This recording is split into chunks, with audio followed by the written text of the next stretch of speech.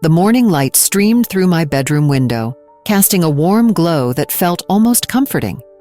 I was wrapped in the soft cocoon of my bed, still half asleep, when my phone buzzed insistently on the nightstand. I reached for it, eyes squinting against the brightness of the screen. The message was from Nathan. "I can't wait to see you again, love." My heart stopped. The words hung in the air like a thick fog, suffocating me with disbelief. Did I read that right? I blinked, hoping the message would disappear, but it remained, taunting me. I felt a rush of emotions. Anger surged through me like a tidal wave, and betrayal clawed at my chest.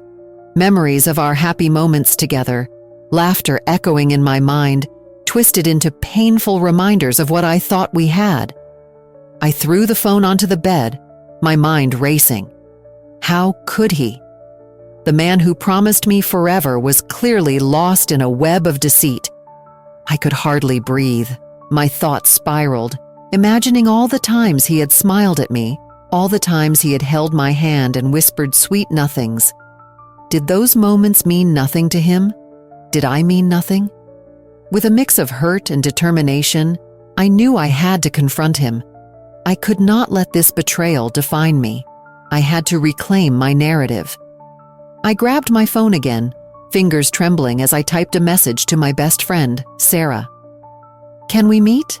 I need to talk." A few minutes later, I was sitting across from Sarah in our favorite coffee shop, the smell of freshly brewed coffee filling the air. She looked at me with concern, her bright eyes searching mine. What happened? I took a deep breath, feeling the weight of my words. "It's Nathan. He sent me a message. It's not just a message. It's a promise to someone else." Sarah's expression hardened. "What do you mean?" I leaned in, lowering my voice. "He's seeing someone else. I just know it. I can feel it in my bones." Her brow furrowed. "Are you sure? Have you talked to him?" I shook my head, tears threatening to spill. "I haven't confronted him yet, but I have to. I need to know the truth." "Then let's prepare for it," Sarah said, her voice steady.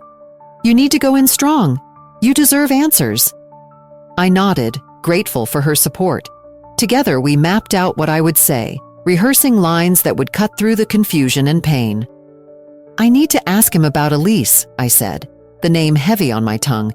"He has to explain why he sent that message." As the day wore on, I felt a mix of fear and empowerment. I was ready to face Nathan. I had to know what lay beneath his carefully crafted facade. That evening, I found myself standing in front of our apartment door, heart pounding in my chest. Thoughts raced through my mind. What if he denied everything? What if he tried to charm his way out of this? Would I crumble under his gaze? I opened the door, the familiar scent of our home hitting me like a wave. Nathan was there, leaning against the kitchen counter, sipping a glass of wine. He looked up, a smile spreading across his face. "Hey, you! How was your day?" His casual demeanor ignited a fire inside me. "We need to talk," I said, my voice steady but fierce. His smile faltered, and I could see the tension in his shoulders. "What about?" "About Elise," I said, watching as shock flashed across his face. "And your message." The silence stretched between us, thick and suffocating. I could see the wheels turning in his mind, trying to find the right words, but I didn't want to wait for him to choose his lies. I was done being the victim in this story. Today, I was taking control. And in that moment, I felt a spark of hope. I was ready to face the truth, no matter how painful it might be. I would not let his betrayal shatter me. I would rise. The air felt heavy as I sat across from Nathan at our usual dinner spot. The clinking of silverware and the soft murmur of conversations around us faded into a dull hum. My heart raced in my chest, each beat echoing my determination. I could feel the weight of unspoken words hanging between us, thick as fog. "Nathan," I started, trying to keep my voice steady. "We need to talk about Elise." His eyes widened, and for a moment, He looked like a deer caught in headlights. I watched him swallow hard, the color draining from his face. "What do you mean?" he stammered, trying to mask his surprise with a feeble smile. "You know what I mean. I saw your message." I leaned in, my pulse quickening. "You can't pretend this isn't happening." He opened his mouth, then closed it again, searching for the right words that never came. I could see him wrestling with the weight of his choices. "It's not what you think," he finally said, his voice barely a whisper. "Elise and it was a mistake." "A mistake?" I echoed, anger bubbling up inside me. "You think sending her love notes is a mistake? What about all the times you promised me you would never hurt me?" I could see the guilt wash over him, but instead of feeling satisfaction, it only deepened my hurt. "I didn't mean to fall for her," he continued, his voice shaky. "It just happened." "Just happened?" I laughed, a bitter sound that surprised even me. "You can't just stumble into someone else's heart and call it an accident. You made a choice, Nathan. You chose her over me." His eyes darted around the restaurant, as if searching for an escape. I was confused. I didn't know what I wanted. "Confused?" I leaned back, crossing my arms. "That's your excuse? We built a life together, and you threw it away because you were confused?" He looked down at the table, his hands clenching into fists. "I know I messed up. I'm sorry. Please, can't we just move past this?" "Move past this?" I could hardly believe what I was hearing. "How can I move past something that has shattered everything we had? You think a simple apology will fix this?" "I'll do anything to make it right," he pleaded, desperately reaching across the table for my hand. I pulled away, keeping my distance. "Anything? What does that even mean? You think you can just erase the pain you caused me?" "I need more than words, Nathan. I need action. I need honesty." He looked up at me, his eyes filled with regret. "I will talk to Elise. I will end it.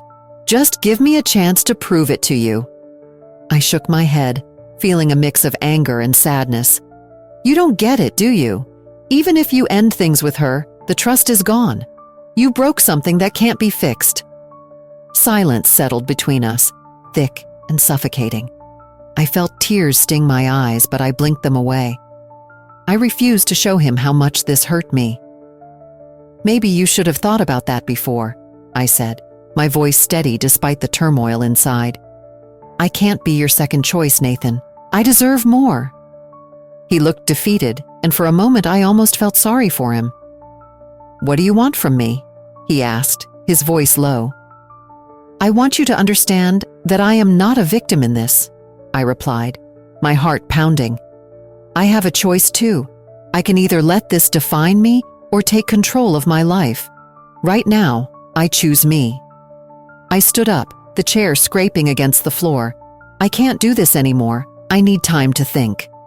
As I walked away, I felt a mix of fear and empowerment. I was taking a stand. I was choosing to reclaim my narrative. The weight of betrayal still hung over me, but I refused to let it crush me. I would not be a victim any longer. Walking into Nathan's office felt like stepping into a storm. My heart raced, and my hands trembled as I pushed the door open. I had come to confront Elise, the woman who had shattered my world. I expected to feel anger, but instead, I felt a strange mix of fear and anticipation. Would she be the monster I imagined? Or was there something more to her? As I walked to the small coffee shop nearby, I spotted her sitting alone at a table, staring out the window. She looked lost, much like I felt. I took a deep breath and approached her. "Elise?" I said softly, trying to sound calm. She turned to me, her eyes wide with surprise. You're Nathan's wife, right?" "Yes, I am," I replied, feeling the weight of my words. "Can we talk?" She nodded and motioned for me to sit down. The barista took our orders, and I chose a simple black coffee. As I waited for my drink, I stole glances at Elise. She seemed younger than I imagined, with dark circles under her eyes that spoke of sleepless nights. When the drinks arrived, I took a moment to collect myself. I wanted to meet you because, well, I need answers, I said, my voice shaky. Elise looked down at her cup, tracing the rim with her finger. I never wanted this, she said quietly. I didn't know you existed until it was too late. Too late? I repeated, feeling my anger bubble up again. You think that makes it okay? You both betrayed me. I know, she said, her voice cracking. I didn't mean to. Nathan told me he was single. I believed him. Her words hit me like a punch. I had always thought of Elise as the enemy, the woman who had come between Nathan and me. But here she was, just as hurt and confused. Why didn't you tell me? I asked, my anger starting to fade away. I was scared, she admitted. I thought if I came forward, it would ruin everything. But now, I just feel lost. We both loved him, and he hurt us both. For the first time, I saw Elise not just as Nathan's lover, but as a person. I thought I was the only one suffering, I confessed. I felt so betrayed and alone. Elise looked up, her eyes glistening with tears. We are the same, in a way. We both trusted him. We both believed in the love he promised us. I took a deep breath, trying to wrap my head around this unexpected connection. What do we do now? I asked, my voice softer. I don't know, she replied. Maybe we can find a way to move on together? We can support each other. Her suggestion surprised me. I had come here to confront her, to blame her for the pain I felt. But sitting across from her, I realized that we shared a bond that neither of us had chosen. I can't believe I'm saying this, but I think I'd like that, I said, feeling a sense of relief wash over me. We shouldn't have to suffer alone. Elise smiled through her tears. It's strange, isn't it? Finding comfort in someone who was supposed to be the enemy. Very strange, I agreed with a small laugh. But maybe it's a step toward healing for both of us. As we talked, I felt the anger I had held on to for so long begin to fade. Elise was not the villain in my story. She was another victim, caught in Nathan's web of lies. We spent the next hour sharing our stories, our fears, and our hopes for the future. It felt good to connect with someone who understood the pain of betrayal. I realized that this unexpected encounter was not just about confronting Elise, it was about reclaiming my power. When we finally stood to leave, I felt lighter. Thank you for talking to me, I said, feeling genuine gratitude. Thank you for understanding, she replied, a hint of a smile breaking through her sadness. As I walked away from the coffee shop, I couldn't help but feel a shift within me. I had expected to walk away from this meeting with more anger and resentment, but instead, I felt a strange sense of unity. Maybe, just maybe, this unexpected encounter could lead both of us toward healing and a new chapter in our lives. Sitting on my bed, I stared blankly at the wall, the echoes of the past swirling around me like a storm. The emotions ran wild inside me, anger, sadness, confusion. I could feel the weight of betrayal pressing down on my chest. I had spent so long trying to make sense of Nathan's actions and the reality of our relationship. I thought back to our happy moments, the smiles, the laughter, now tainted by the truth I discovered. Why did this happen? I whispered to myself, wishing for answers that would never come. I picked up my phone, scrolling through old pictures of us, each one a reminder of what I had lost. But instead of wallowing in despair, something inside me stirred. I knew I had a choice, to let this pain control me or to transform it into something meaningful. I took a deep breath, feeling a flicker of determination. I won't let this define me, I said aloud, as if saying it could make it true. I wanted to channel this hurt into self-discovery. I wanted to find out who I was, beyond being Nathan's partner. That evening, I called my best friend Mia. I need to talk, I said, my voice trembling slightly. "I want to figure things out, but I don't know where to start." Mia's voice was warm and reassuring. "I'm here for you. Let's meet up tomorrow. We can go for a walk and talk it through." The next day, as we walked through the park, I felt a sense of freedom in the fresh air. The sun shone brightly, and for the first time in days, I felt a little lighter. "I realized something," I told Mia. "I can't keep living in the shadow of Nathan's betrayal. I want to embrace this pain and turn it into something that helps me grow." "That's a powerful choice," she replied, her eyes shining with support. "You deserve to reclaim your story. What do you want to do?" "I want to explore new things.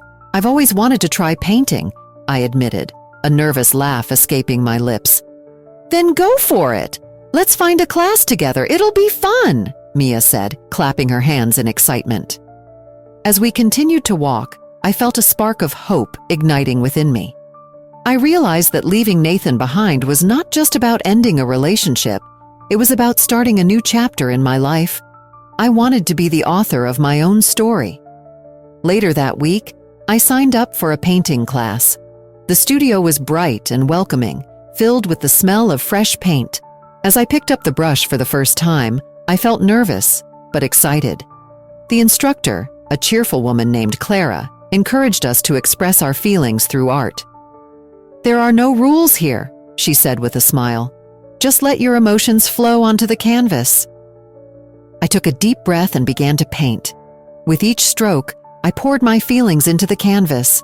I painted my anger in bold reds, my sadness in deep blues, and my hope in bright yellows. As the colors swirled together, I felt a sense of release. I was no longer just a victim. I was a creator of my own narrative. After the class, I shared my experience with Mia over coffee. "It felt amazing to let go of everything," I said, my heart racing with excitement. "I didn't just paint. I reclaimed a part of myself." Mia smiled, her eyes sparkling with pride. "I'm so proud of you. This is just the beginning. You're learning to rise above the pain." With each passing day, I embraced more of my journey. I started to reconnect with friends I had lost touch with, exploring new interests that filled me with joy. I felt empowered, knowing that the pain of betrayal would always be a part of my story, but it did not have to define me. Looking back, I understood that this journey of self-discovery was about more than just moving on. It was about growing into the person I was meant to be. I was learning to love myself again, and that was the most beautiful lesson of all. As I sat in my living room, the sunlight poured through the windows, casting warm rays on the floor. It felt like a new beginning, like the world was inviting me to step out of the shadows. I took a deep breath and realized that I was finally ready to redefine my life beyond Nathan. It was time to embrace change. I picked up my journal, a gift from my friend Mia, and began to write. "What do I want?" I asked myself. The pages filled with ideas, dreams, and passions that I had pushed aside for far too long. I wanted to explore painting, to dance again, to travel to places I had only dreamed about. Each word felt like a small step towards reclaiming my identity. That afternoon, I called Mia. "Can we meet? I need to talk about some things," I said, my voice shaking slightly with excitement and nerves. "Of course! I'll be at our favorite cafe at 3, she replied. I could almost hear her smile through the phone. When I arrived at the cafe, the smell of fresh coffee filled the air. Mia was already sitting at our usual table, her face lighting up when she saw me. "Hey, you look different," she said, her eyes sparkling with curiosity. "I feel different," I replied, sitting down. "I've been thinking a lot about what I want now that Nathan is gone." Mia leaned in closer, her smile fading into a look of concern. "Are you okay? I mean, really okay?" "I am," I said, feeling the truth of my words. "I've realized that I want to find out who I am outside of him. I want to explore new things and meet new people." "That sounds amazing," Mia exclaimed. "What do you want to do first?" I want to take a painting class, I said, surprising even myself. And maybe join a dance group. I used to love dancing. Mia clapped her hands together. Let's make it happen. You deserve this. With Mia's support, I signed up for a painting class that met every Saturday. The first day felt like stepping into a new world. As I walked into the studio, the smell of paint and the sight of bright canvases made my heart race with excitement. The instructor, a kind woman named Clara, welcomed us with open arms. Art is about expressing yourself, Clara said, her voice warm and inviting. There are no mistakes in art, only discoveries. As I picked up the brush, I felt a rush of freedom. I painted my emotions, letting colors blend and swirl on the canvas. It was liberating, and for the first time in a long while, I felt alive. I could feel the weight of Nathan's betrayal slowly lifting, replaced by the joy of creation. After a few weeks, I joined a local dance group. The first day I walked into the studio, I was nervous. The sound of music filled the room, and I could see people moving gracefully. I hesitated at the door, but then I remembered my promise to myself. I stepped inside. "Hey, come join us," a cheerful voice called out. It was a woman with curly hair and a bright smile. "Really?" "I'm a bit rusty," I said, feeling shy. "Don't worry, just have fun," she encouraged. And I did. With each step, I felt more confident, more myself. The movements flowed through me and I smiled, realizing how much I had missed this. As the weeks turned into months, I built a support system of friends who encouraged me. Mia was always there, cheering me on. "You're doing great. I love seeing you so happy," she said one evening after our dance class. "Thanks to you," I replied, feeling grateful. I couldn't have done this without your support. I also found new friends in the painting and dance classes. We shared stories, laughter, and moments of vulnerability. I realized that I was not alone in my journey. Each of us had faced our own struggles, and together we celebrated our victories. In the quiet moments, I learned to love myself. I looked in the mirror and saw more than just the pain of betrayal. I saw a woman who was strong, capable, and worthy of love. I began to accept my past without letting it define me. One Sunday morning, as I sipped my coffee and watched the world wake up, I felt a wave of joy wash over me. I had found moments of happiness and freedom that reminded me of the life I truly deserved. Change was no longer something to fear. It was an adventure waiting for me. With each step I took, I embraced this new chapter of my life, ready to discover all that lay ahead.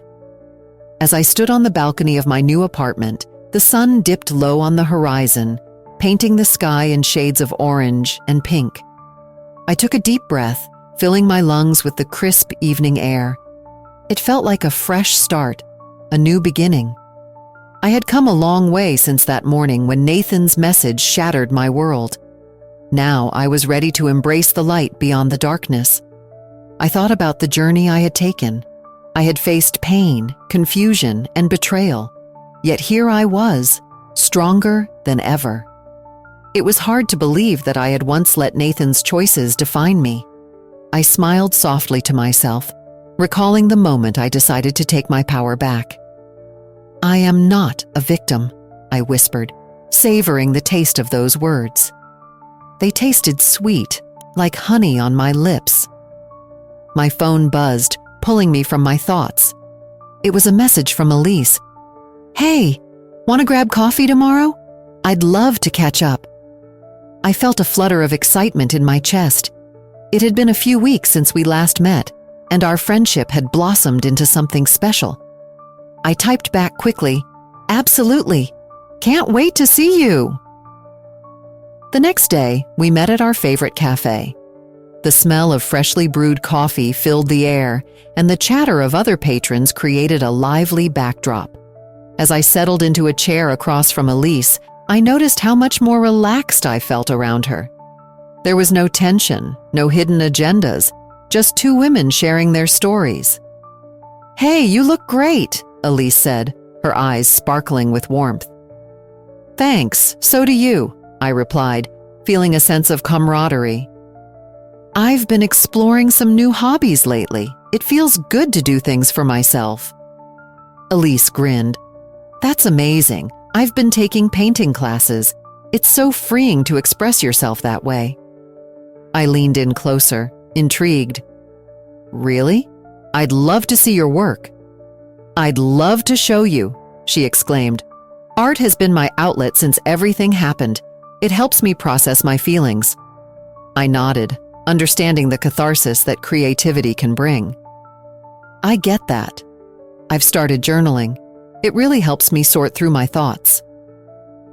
Our conversation flowed effortlessly, each of us sharing our struggles and triumphs. I no longer felt like the person defined by betrayal. Instead, I felt empowered, ready to embrace the possibilities ahead. As we finished our coffee, Elise looked at me seriously. "You know, I never meant for any of this to happen. I just wanted you to know that I'm here for you." I smiled, appreciating her honesty. "Thank you, Elise.